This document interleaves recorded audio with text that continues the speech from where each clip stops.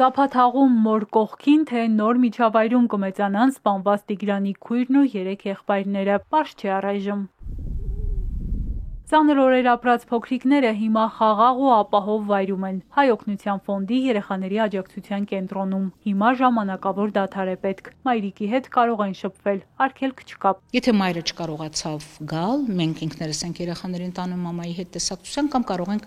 նաև համայնքի օգնությամբ, մարզպետարանի օգնությամբ ճանապարհածախսի խնդիր լուծել, դեպի վերջո մենք խոսում ենք բավական դժվար վիճակում գտնվող ընտանիքի մասին,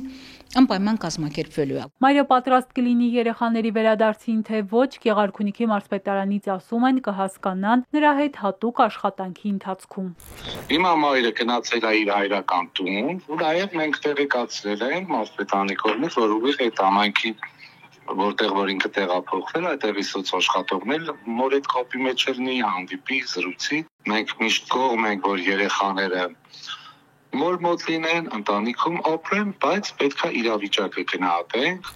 Գիտեք, աղքատությունը այդքան մեծ խնդրեմ չի։ Մենք այստեղ խոսում ենք երեխայի հանդեպ բռնության, որը ավարտվել է այդքան ցավալի ելքով, բայց այդ բռնության երևույթի հանգամանքների մասին։ Եթե օրինակ մաման դիմադրել է իր երեխաներին փորձել է պաշտպանել բռնարարից, բարձա որ մենք պատճառ չունենք այս մամային երեխաները չտալուց, հա, պատճառ չունենք դրա համար։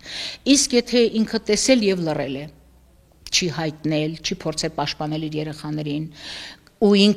դա լրիվ ուրիշ հանգամանք է, իսկ եթե ինքն էլ է բռնության զոհ։ Հոֆում երեխաների հետ մի շարք մասնագետներ են աշխատում։ Տիգրանին փնտրելու ընթացքում էլ ծանր օրեր են ապրել, վախեցած են, շփոթված։ Նախնական տվյալով եղբայրներից մեկի հետ է տանից դուրս եկել Տիգրանը, հետո հորն են հանդիպել եւ հայրը խեղդելու ճանապարհով սպանել է փոքրիկին։ Բացառված չէ, որ հենց եղբոր ներկայությամբ։ Երբ որ եկան,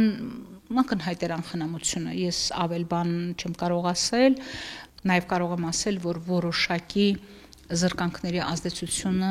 զգացվում էր, բայց ավելի կոնկրետ եւ ավելի խորքային կարող եմ ասել, երբ որ մենք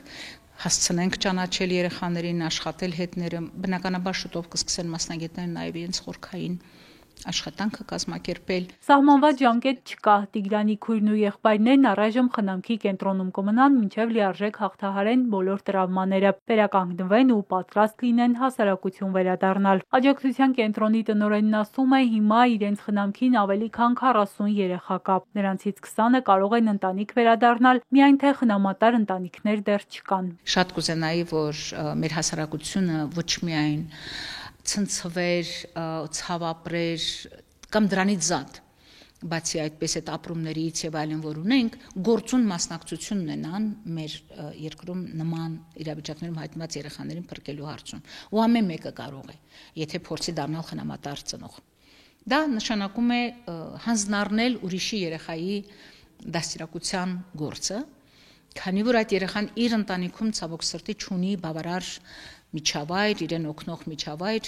եւ կարիք կա, որ ինքը ավելի առողջ միջավայրում մեծանա։ Խնամատար դառնալով ցանկացած ընտանիք կարող է փրկել թեկուզ 1 երեխայի կյանք եւ այս շղթան կարող է վարակիչ դառնալ։ Էրմինե Ղարիբյան, Ալեքսանդր Կիրոյան, Էպիկենտրոն։